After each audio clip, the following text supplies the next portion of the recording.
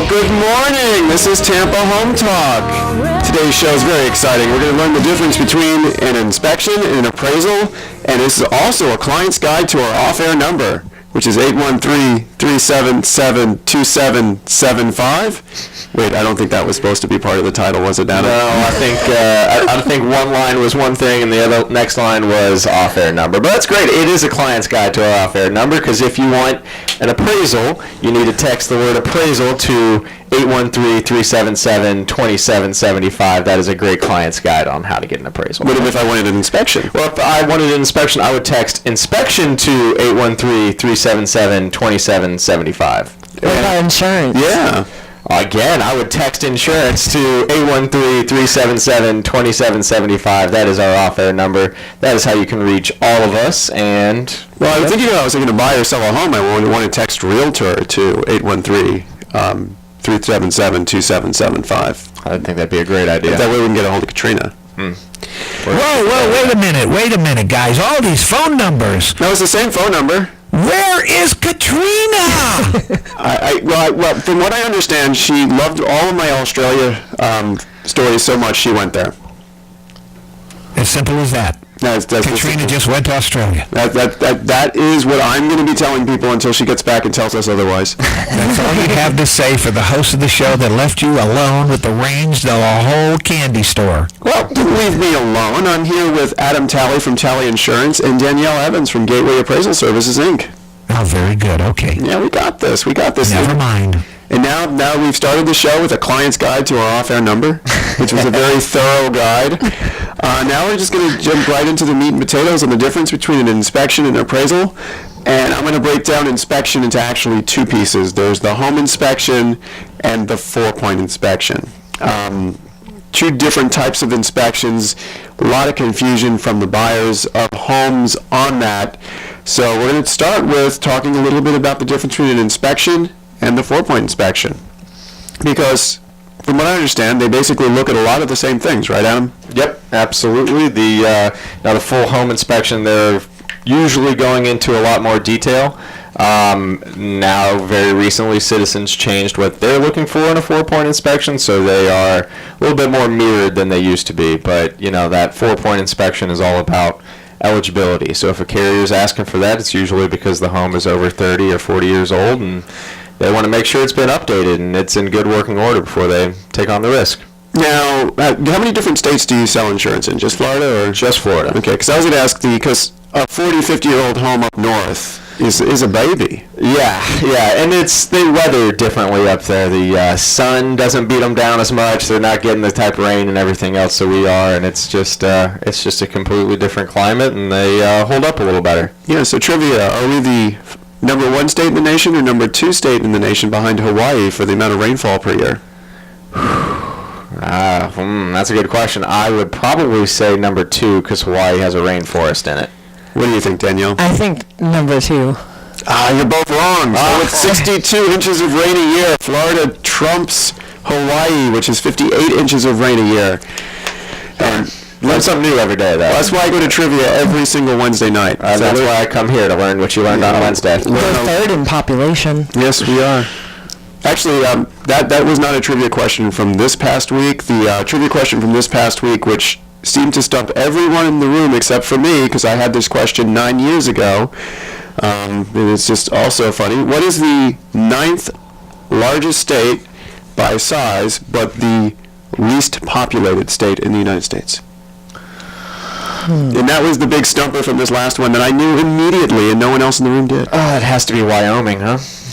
I have no clue. I'm going to go with his answer. Well, you guys would be correct. It is Wyoming. Wyoming is the least populated state, and it's the 9th largest by size. So make sure you get all your trivia information from Leo Cannyn from Beryl Engineering. Text trivia to 813-377-2775. You never know when these questions are going to come up. One more this is a very popular trivia question out there.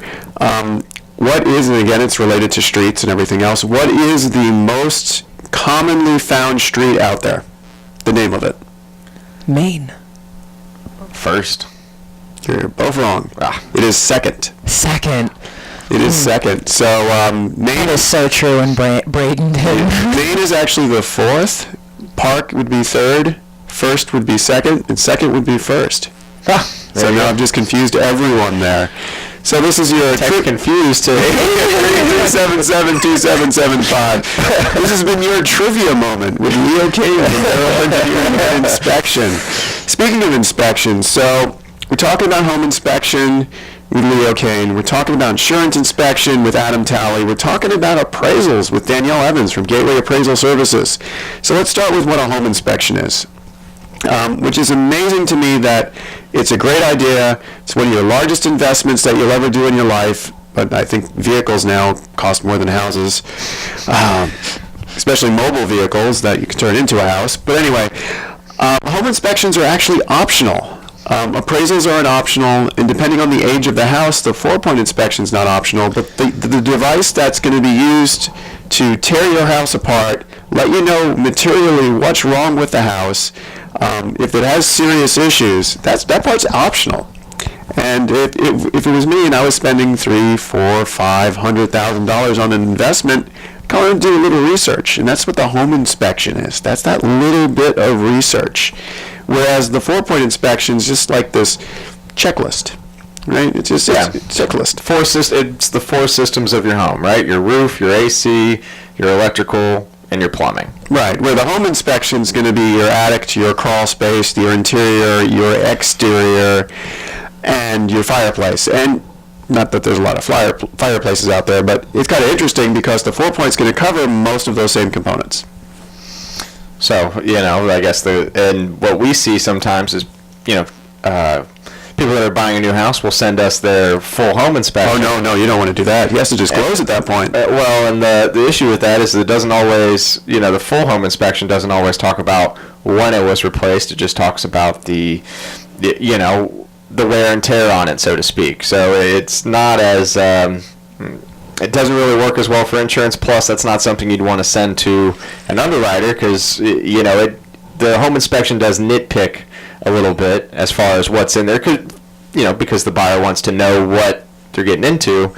That's something that you don't want an underwriter to start looking at and saying, oh, well, we need to, they need to fix this and that and the other thing, when if we just send a 4-point, it might have passed. Yeah, because if the insurance company is going to get a home inspection report that's going to go in-depth on appliances, in-depth on insulation and ventilation, in-depth on structural components of the home, that's not required on the 4-point. So that's just more information. And as an engineer, I love more information. The more information you give me, the better.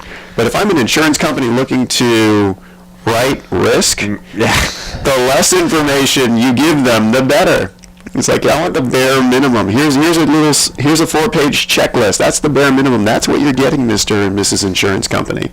Please write my client's insurance policy. It is definitely better for the consumer. Yeah, so that's the inspection. So inspection's going to tell you what's wrong with the house, and that's why you're hired. You're hired to nitpick the house. You're hired to go through there with a fine-tooth comb. But what is an appraisal? An appraisal tells you the value of the home. And we do observe the safeness, structural integrity, the soundness of the home, but we are not home inspectors, and we're not supposed to recommend alterations or repairs. We're supposed to suggest home inspections. We, in Florida, are not licensed home inspectors, and we're not supposed to be reconstructing the home, fixing or repairing the home. We're supposed to suggest somebody professional in that industry do an inspection and let the bank know what's wrong with the home.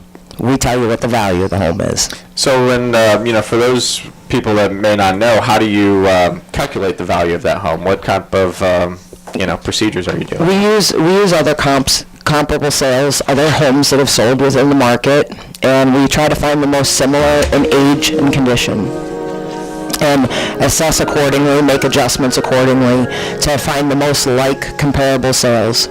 Okay. So how many, comparable sales do you look at? I personally look at all of them that are most like the subject within the same parameters of the subject property. But we analyze 12 all the time, and then narrow it down and give the bank 3 to 5. How far back in sales do you go? I research all the way 12 months back. Oh, wow. Well, we're going to get back into that right after the break, because the break music's on. So we need to segue. So this is an exciting show. We've already given you a client's guide to the off-air number. We're going to continue to talk about the difference between inspections and appraisals when we come back. This is Leo Cannyn with Beryl Engineering and Inspection with Adam Talley of Talley Insurance and Danielle Evans of Gateway Appraisal Services. We'll see you right after the break. Stay tuned. Well, welcome back. The boys are back in town, but we have a lady here, so I don't know how fitting that music was. There's a lady between us, Mr. Pat. Well, that's your job to tell everyone that, because the words go, the boys are back. Okay, well, we're back. But Katrina's the one that left. Right. And she is probably, and you better be on your best behavior, because she probably is listening online, where you can listen to WHFS.com online. So if you're anywhere, and like Katrina, where is she? She really is somewhere in California? Yeah, California somewhere. So it's a little early. It's 6:30, but she's up. So I heard she was personally battling forest fires. She's in the helicopter with buckets of water, dumping them over the vineyards. She's helping clear out the land to build more homes. Yeah. I believe it. Which, is she going to have this show in California and in Florida then, if she's going to have a second business in California? This is how rumors get started, by the way. Yeah, she's a go-getter. I know. Speaking of go-getting, let's talk a little bit about what you can do to prepare your home for a home inspection and or an appraisal. You can, to prepare for an appraiser, really all you need is a list of improvements that you've done to the home since you purchased it. And we don't look at your personal property. So whether or not you wash your floor does not make a difference to us. They say to prepare the home for curb appeal. That's for marketing purposes. As for the appraisal itself, we're there to inspect the structure. And of course, it needs to be move-in ready. It needs to be, if you want the best price for your home, you need to have it look like all the rest of the comps in the neighborhood. Well, I've read studies before that a staged home, which a staging of a home is where you actually furnish the living room, add some knickknacks to the kitchen, outfit a bedroom with a bed. I've read studies that a staged home will appraise higher. It will not. I promise you. The furniture is all personal property. We cannot put any dollar figure on it at all. And it goes to the marketability of the home. It'll sell the house faster. And it's really a trick of the eye because the people can actually assume where their furniture would be within the house. A stage home is actually done perfectly to make each room look larger. It's a very smart sales tactic. But for appraisers, we don't see any of it. We walk right by it. So I have a good question for you guys, and I'm sure it affects both of you differently, but how does it affect each of your specific reports if somebody did a home improvement but didn't pull a permit on it? Oh, that's a loaded question. It is very loaded. It's very loaded. I personally, appraisers are not permit police. We don't really have access. It would take us 2 weeks to get access to that information. We can try. Most times the appraisal is completed before we ever get that information. So we really have to heavily rely on the agent and the homeowner and their word. When people start enclosing areas like their garage, it depends. If you're in a flood zone, FEMA will not pay to replace that space. If it's not a full foundation, if it's not raised, if it doesn't have the same heating and cooling, it needs to be the same as the rest of the structure. And appraisers do not make that determination. It's really the city and the county, it's up to them, and it falls back to FEMA. If FEMA's not going to pay for it, the county's not going to permit it. So that's why the permits were never pulled, because it wasn't allowed in the first place. And it takes us as home inspectors and engineers about 30 to 45 seconds to look up permit information online. A lot of times improvements such as the replacement of a water heater might not have a permit. HVAC, you're hoping it has permits. Window replacements, you're hoping there are permits. There's a lot of unpermitted work out there. City of Tampa, if you replace your front door, you're supposed to pull a permit. Most people don't do that. Yeah. And we have people that say, well, if it's interior, you don't have to pull a permit. That is absolutely not correct. Rip out your kitchen and start gutting the inside of your house and wait to see how fast the county shows up. And what's a reason somebody wouldn't want to pull a permit? It sounds like Time and money. Time and money, and I'll be honest with you, the county expects architectural designs. They expect a lot of costly things on top of the permit fees, and that right there can cost people in the thousands, and it stops them from entering the building. Yeah, here's a confusing. So I'm redoing a kitchen, I'm redoing my bathroom. I need architectural schematics. They're all drawn up, 6 or 7 pages, might take 2 or 3 weeks to make. They're submitted to the building department. Building department's all backed up. They're going to automatically reject it the first time. They'll find some excuse. Even if it's on the drawings, they'll still say they didn't see it. They'll reject your drawings, goes back to the architect or designer, takes another week. So now you're 6 or 7 weeks into the process trying to get your permit. At the end of the day, your plumber is going to go into the room, see what needs to be moved, and move those pipes. That will not be on the plans, but the plans are still required to get a permit. Because they just want to have a drawing of what the new room will look like top down, but it just baffles me because the really pertinent information on where these new electrical outlets are going to be, height, width, rise, where these new plumbing pipes are being run, not on the drawings to get a permit. And another thing that I see a lot is a house is purchased below market value, like through a parent sells it to their kid, and the house needs a roof. Do you know you can be denied for a roof?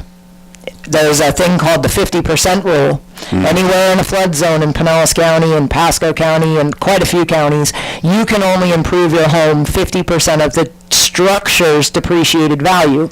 And for example, somebody buys a house for $130,000 that's in a $200,000 market. They now can only improve for the structure value. The structure value is assessed at $60,000. If the roof costs more than $30,000, they are denied. And the house needs a roof or it's going to deteriorate. And I have clients that come to me and say, we have to have an appraisal. It's the only way that the county is going to accept this. And it's because they bought it for so little and the county doesn't know what it's worth today. And so we go back out there and appraise it for market value to the true value of what it was, not what they picked it up for a steal, and then they're allowed to get their roof, but they're denied to get their kitchen rehabbed. Yeah, if you do more than that You can't value within a year, you have to rebuild your entire home. And these rules are set out to take these older homes and make them safer for today's timeline. What it's doing is it's causing Florida to knock down 50-year-old homes, and Florida no longer rebuilds, we tear down. wow. I personally don't like it. And you touched on flood insurance there, and when the government shutdown was going on, some of the NFIP, which is National Flood Insurance Program, some of those services weren't weren't closed down, but they were delayed, excessively delayed to the point that our busiest month is just slowing and trickling, and we have a lot of people that are skeptical to order the appraisal, and like right now we're waiting for the next round, and we have a lot of people that are afraid, and then we have a lot of people that are jumping the gun and getting it done right away, trying to close before the 15th. So how specifically does it affect your industry? For us, we work with FHA, VA, USDA, and HUD. If all of those officers are closed, we're dealing directly with a computer. We're no longer even dealing with a human being. Some of the stuff is being pushed through, but if it is a complex property, it's hitting a snag and it's staying on the desk for a month versus staying on the desk for a week. FDA, that's the beef company? FHA, federal. You said FDA. FHA and VA is the Veterans Administration, and FHA is for they say it's for everybody to have affordable housing, but FHA loan limits are very, very high. Katrina would know it better than I do, but FHA programs, most of the appraisals that we complete in Florida are FHA programs because they only require 3% down, and a lot of people in Florida just cannot afford 20% down for a conventional loan. Yeah, I mean, VAs you can put as little as zero down. USDA you can put as little as zero down. If you'd like to find out more information about the amount of money you need to put down on your brand new purchase, you can reach Katrina by texting the word money down at 813-377-2775. That's 813-377-2775. 2775. And we'd like Katrina to send you pictures of her vacation, like she'll post them on Facebook and stuff. Or you just like to reach out to Katrina and harass her while she's on vacation, text the word forest fire to 813-377-2775. That's forest fire to 813-377-2775. This is going to be the last vacation she takes. I just want to see how many different random words we can have texted to Katrina's number at 813-377-2775. That would be a goal of mine, to have 1 out of every 10 listeners text some random word to Katrina, so she has to line that up with a proper referral to put the connection in place. I mean, we're easy. I'm inspection, reach Leo. There's reach Adam with insurance and reach Danielle with appraisal, but I want to see how many different words we can text. I like it. Relevant. Like it. Show Katrina the love. I will. When we come back from break, now we talked a little bit about what you can do to get your house ready for an appraisal, which is receipts and documents of improvements. I'm going to talk a little bit about what you can do to get your home ready for an inspection, which is a little bit longer than that when we come back from the break. I also got the insurance 2-minute tip of the day coming as soon as we come back from the break, and Leo's favorite segment's coming back at the end of the hour, which is active listings and coming soon listings. So don't go anywhere. You're listening to Tampa Home Talk with Leo Cannyn, Adam Talley, And Danielle Evans. I didn't know your last name. I'm sorry. It's okay. Yeah, we'll be right back after the break. Pat, take it from here.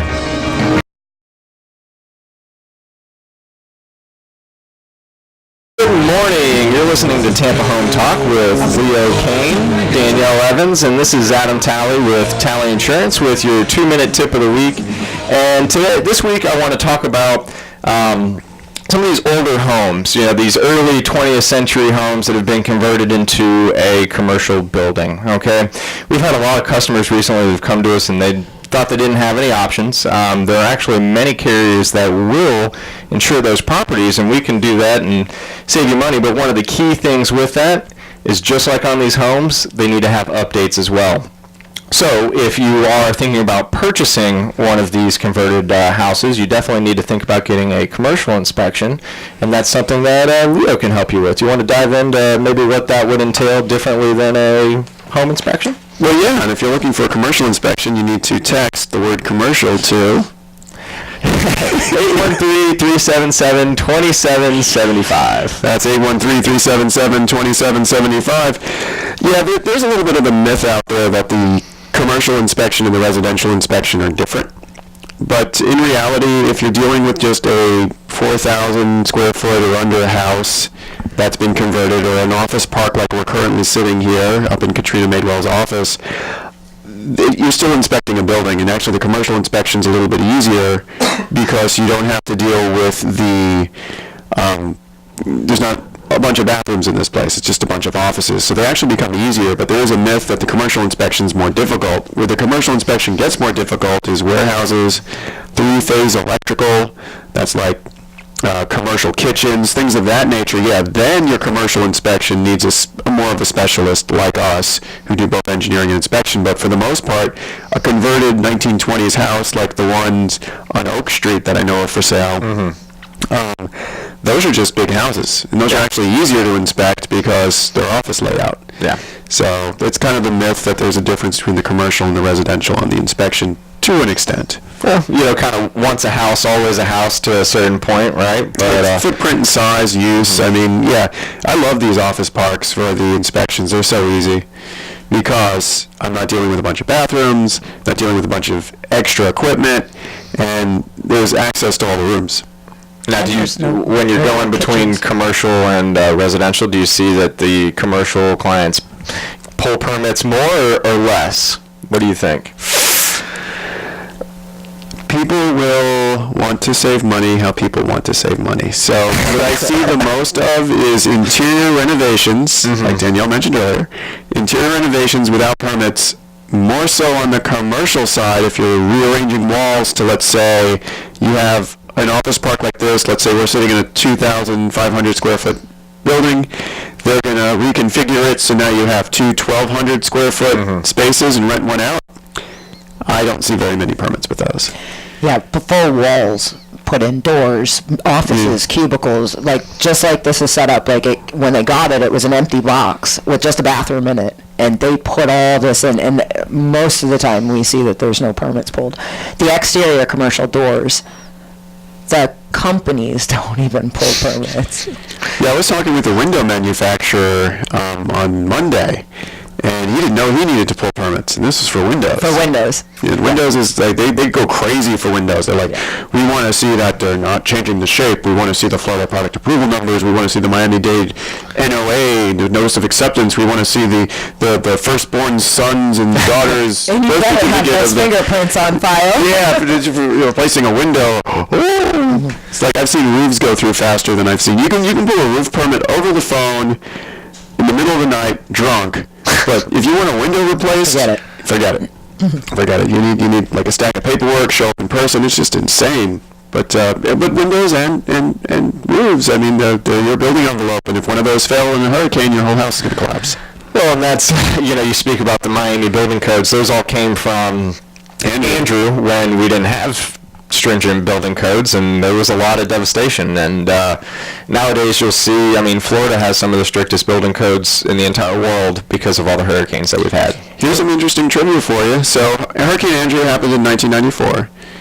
And what year do you think that it took for the Florida Building Code to come about, which enforced the things you just talked about that we learned about from Hurricane Andrew? The Florida building code or the Miami building code? The Florida Building Code. Was it all did it go all the way up to Matthew?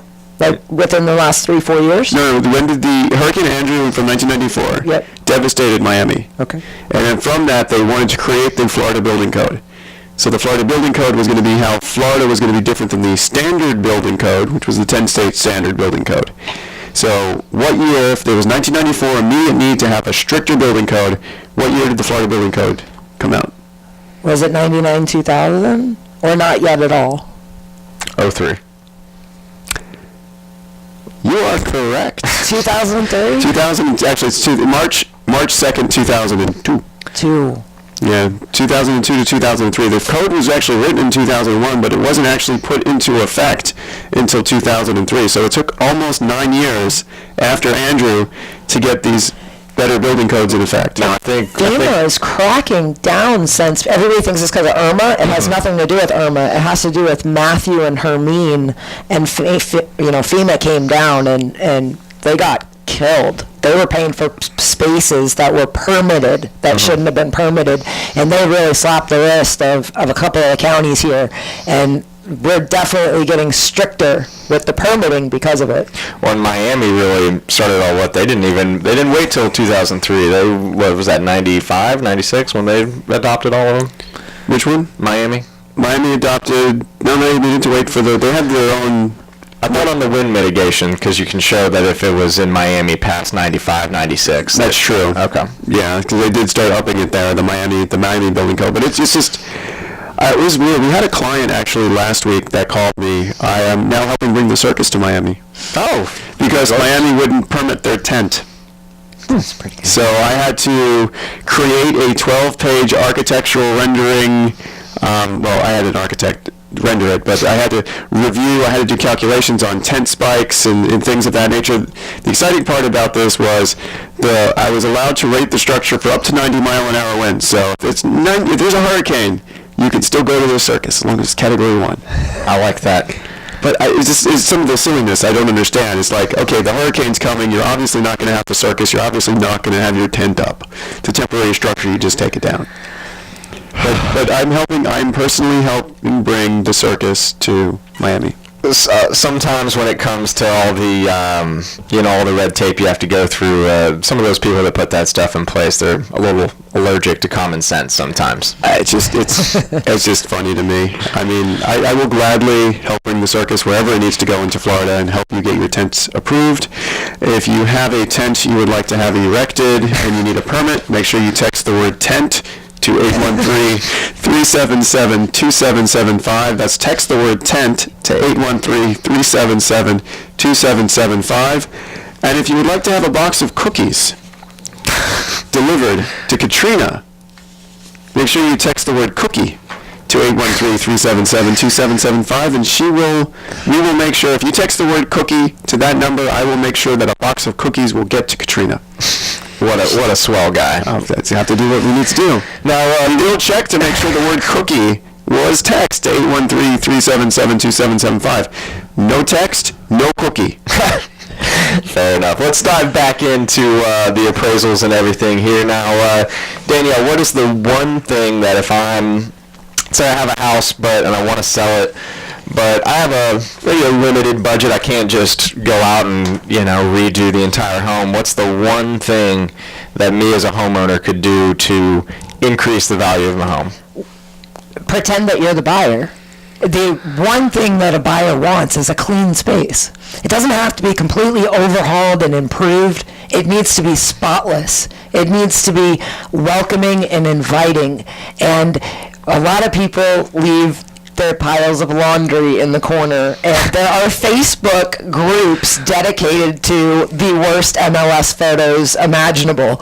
And so if we're making fun of it, it probably shouldn't be in the photo to begin with, and it's not up to your agent to clean your house to take those photos. So really picking up and cleaning up and making everything, depersonalizing the home. If you have cats, if you have dogs, get rid of them and get rid of their stuff.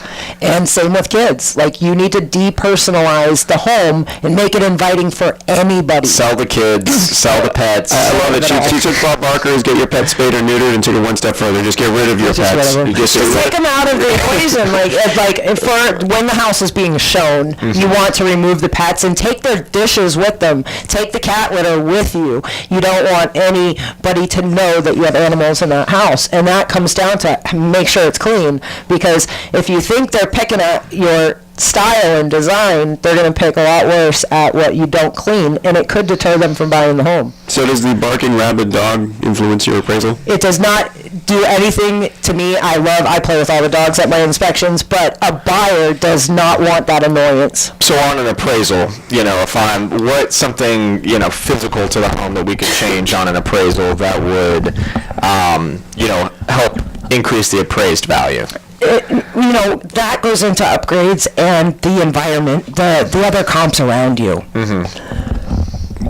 So we can actually increase and improve the neighbor's house. So like putting up a fence, which would separate us from our neighbors, so you can't see the truck that's up on blocks without wheels. That would increase in appraisal. Planting trees would increase in appraisal and make the neighborhood better in the process. These are simple things that you can do to help your appraisals. Putting in a pool might not necessarily increase your appraisal, but it might be something beneficial for the neighbors to come over, because they'll bring barbecue over to your house at that point. And if they're bringing barbecue over to your house, it won't impact the appraisal. It might impact the inspection, because as an inspector, I like smelling good burgers, good hot dogs. I like pleasing smells, like dogs, cats, get them away. Barbecue. I actually love walking into homes and then they're cooking the Cuban food on the stove. It makes me feel like I'm in a better mood. I'm in a better mood. Buyers are in a better mood. We're all good to go. So. Yes. And improvements do make the value of the home go up. If you add a pool, most chances you're going to get back the cost of the pool, unless it's in a market that pool homes are more valuable, excessively more valuable than what the pool cost. So yeah, improvements do help the value of the home. Now, Danielle, what do you think helps more, bathrooms or kitchen? The roof, the windows, the electrical, the plumbing, then the kitchen, then the bathrooms. That's just my opinion. And a roof and the electrical and the windows cost far more than a kitchen or a bathroom, or both combined. I've seen some really expensive kitchens and bathrooms, which is plumbing and electrical. But when we come back from the break, we're going to continue to tease Katrina's off-air number. We're going to continue. I've got active listings. I can't wait to talk about these listings. I'm so excited because you're so excited. I haven't had a good Leo listings in quite some time now. I know. And we'll also talk about how long it takes to generate an appraisal. I love it. Yeah, so when we come back from the break, this will be Adam Talley. Well, I'm Leo Cannyn, but with Adam Talley and Danielle Evans, and we'll come back from the break. So this is Tampa Home Talk. Stay tuned. I didn't know if that was a commercial or that was our bumper music. That was your bumper music from Katrina. She said, boys are so ugh. I thought that was a commercial at first. I'm like, I gotta give us a little warning there. Definitely sounded like we had silence. We had 3 seconds of silence. That's like an eternity for radio. You're right about that. Anyway, Truck through that. I gotta launch this distraction. Let's talk about some active listings. Can't wait. Can't wait. I've got 834 Viscount Street in Brandon, Florida, 33511. This is a 5.3, 3,400 square feet, $425,000 home. It's in the La Colina. Okay. Gated community. Obviously, I don't know anything about the community. It's an open floor plan, because I can't pronounce it, but there's a new state-of-the-art water softener system, and I love those. They're awesome. They're Especially if you live in, so I live in the city of Tampa, and, you know, they add chlorine to everything all the time. So we've got 834 Viscount Street, Brandon, Florida. It's 5.3, and I've got some coming soon. We've got the short sale, 911 Oyster Shell Trail in Odessa. This is 2,057 square feet, $350,000 on 0.63 acres. I've got a Newport Richie coming soon. It's 10904 Kenmore Drive, Newport Richie. 3.2, $150,000. I've got 1419 Greeley Court in Wesley Chapel. It's 1,500 square feet, what I call the typical house, which would be a 3.2, 1,500 square feet. It's what I refer to commonly and affectionately as the typical. And this one is going for the typical. It's priced right. Actually, I say the typical is $250. This one's going for $225. It's a steal. It is a steal. It's a $25,000 steal on what I refer to affectionately in all my presentations as the typical. 5104 St. Charles Place. This is in East Tampa. It's over 2,000 square feet. It is also 3.2, and it's going for $350. These are exciting. If you'd like to learn anything more about these listings, you can text the word listings to 813-377-2775.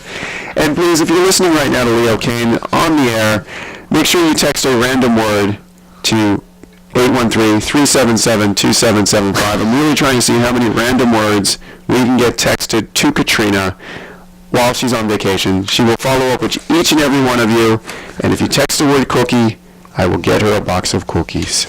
It is Girl Scout cookie season. I didn't even think about the type. I was thinking like when I was in Hawaii, they had the Aloha Cookie Company. And those cookies were delicious. Expensive, but delicious. Support your local Girl Scouts too. You know, they're important, right? It's for a good cause. Okay, and I'm sure as we're in a realtor office, I'm sure as soon as we leave this office door, we leave the studio, we'll be bombarded with proud moms. Without a doubt. In order forms. I have a niece I could send you as well. Yeah. Yes. Speaking of time, this was just a plug. Yeah, it's a plug for. So I'm just curious. Speaking of the timing on everything, because we're all texting Katrina immediately. How long does it take to make an appraisal? Oh, that really depends on the appraiser. I've been considered to be extremely fast, but it's not that I'm fast. It's that I use the most state-of-the-art technology that makes my job just so much easier that it ends up being faster. There are appraisers that take 2 weeks to complete an appraisal, so I can't really discuss how other people do it. I mean, start to finish, we complete an appraisal in 96 hours. That includes going out to the house, inspecting it, and doing all the desk work as well. In rural markets, it can take you 10 days just to find an appraiser. So every location is different. If you're trying to find an appraiser up in Citrus County, it's going to be a little bit harder than in Tampa. Now, Danielle, you say you can do it in 96 hours, that sounds awesome. If I'm trying to buy a house and I want to get this thing done, how can I have you as my appraiser? How does that work? Or is that not even an option? It's not really an option to pick your own appraiser, but there are some things that have changed. And going with a credit unions have a panel of select appraisers. Going with a big mortgage company that has select appraisers that only use 10-year appraisers. All the companies that I work for, if you've not had a license for 10 years, you don't work for them. So you have to investigate the back end of the mortgage company that you're going through, because in actuality, it is the mortgage company that is picking the appraiser. What's the MAC? I'm sorry. MAC? Like Freddie Mac? No, I think there's some kind of I heard there was a lottery system for appraisers or something. We do have a lottery system. especially like the VA appraisers, they're locationally based, but it's on a rotation. We're on panels, and it's literally somebody stuck their hand in a hat and pulled out our name. Lottery. It's a lottery. Yep.